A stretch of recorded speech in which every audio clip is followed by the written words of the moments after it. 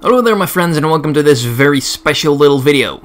If you've seen the video I put up yesterday of me and 6 other awesome people playing Fibbage, then you may have noticed that my microphone in that particular video was absolutely horrible for some reason. I have no idea what happened there. But because of that, I pretty much immediately went out of my way to buy me a new fancy microphone. I now have a blue Snowball, which is kind of a misleading name because it is neither blue nor... I guess it slightly looks like a snowball. And one of those filter things you put in front of your microphone and stuff, so I be a professional now. Anyway, to give it a try, I am mainly to test out the microphone, see if it works properly, and if my smooth baritone voice sounds even more pleasant than it already did now. I'm going to read a couple pages out of my favorite book, which is Star Wars Shatterpoint. Seriously, this book is so awesome. Screw, like, episode 7, 8, or 9. I wish they turned that book into a Star Wars movie. Starring Samuel L. motherfucking Jackson, because he is simply awesome. Anyway, let me just look up... let's see, okay, here we are. No, oh, wrong page. Okay, here we go. The blockhouse had a smell all of its own, a dark, musky funk, rich and organic. The showers themselves were simple auto nozzles, spraying bacterium-rich nutrient mist. They lined the walls of a 30-meter walkthrough. Mace, that is Mace Windu, by the way, stripped off his clothes and stuffed them into his kit bag. There was a conveyor strip for possessions beside the walkthrough entrance, but he held on to the bag. A few germs wouldn't do it any harm. At the far end of the showers, he walked into a situation. The dressing station was loud with turbine-driven air jet dryers. The two Kubas and the comedy team, still naked, milled uncertainly in one corner.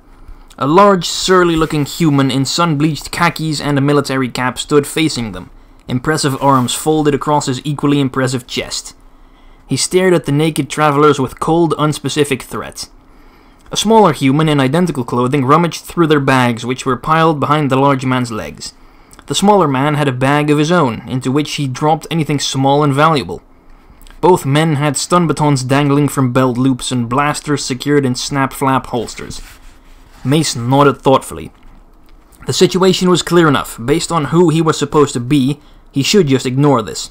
But cover or not, he was still a Jedi. The big one looked Mace over, head to toe and back again. His stare had the open insolence that came of being clothed and armed and facing someone who was naked and dripping wet. Here's another, smart guy carried his own bag. The other rose and unlooped his stun baton. Sure, smart guy, let's have the bag inspection, come on. Mace went still. Probe eye mist condensed the rivulets and trickled down his bare skin. I can read your mind, he said darkly. You only have 3 ideas, and all of them are wrong. Huh? Mace flipped up a thumb. You think being armed and ruthless means you can do whatever you want. He folded his thumb and flipped up his forefinger. You think that nobody will stand up to you when they're naked. He folded that one again and flipped up the next. And you think you're going to look inside my bag. Oh, he's a funny one. The smaller man spun his stun baton and stepped toward him. He's not just smart, he's funny. The big man moved to his flank. Yeah, regular comedian. The comedians are over there. Mace inclined his head towards the... hang on, complicated alien name. Phofianian and his Gitonak partner, naked and shivering in the corner. See the difference? Yeah, the big man flexed big hands. What are you supposed to be then? I'm a prophet. Mace lowered his voice as though sharing a secret.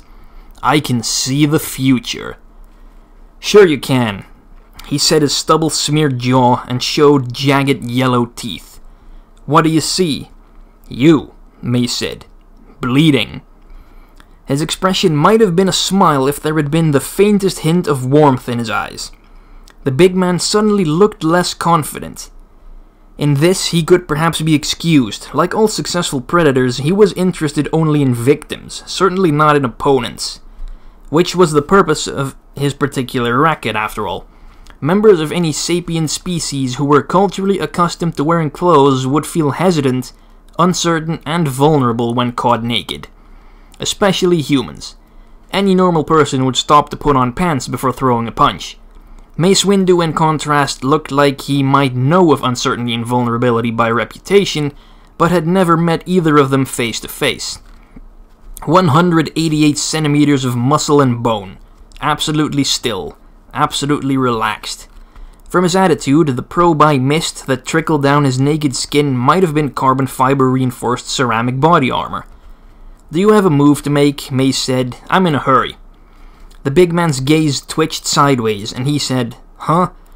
Mace felt a pressure in the force over his left kidney and heard the sizzle of a triggered stun baton.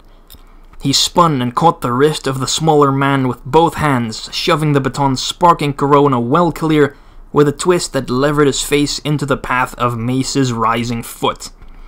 The impact made a smack as wet and meaty as the snap of bone. The big man bellowed and lunged, and Mace stepped to one side and whip-cracked the smaller man's arm to spin his slackening body. Mace caught the small man's head in the palm of one hand and shoved it crisply into the big man's nose. The two men skidded in a tangle on the slippery, damp floor and went down. The baton spat lightning as it skittered into a corner. The smaller man lay limp, the big man's eyes spurted tears, and he sat on the floor, trying with both hands to massage his smashed nose into shape. Blood was leaking through his fingers. Mace stood over him. "Told you." And that's all I'm going to read for you today. Pretty cool book, huh?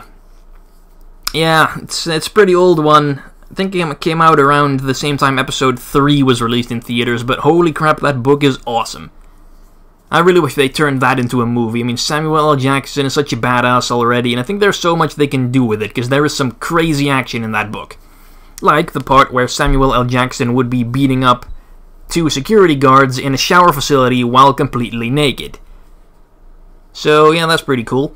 Anyway, I hope the, my new microphone worked out well. I hope it's definitely a step up in quality, so let me know what you think about it. Also, perhaps about my reading skills. I don't know, maybe there's like a career for me in making audiobooks or whatever. Anyway, thank you for your time, and I will see you guys later with more new LP parts, I guess. So, thank you again, and I'll see you later. Bye-bye.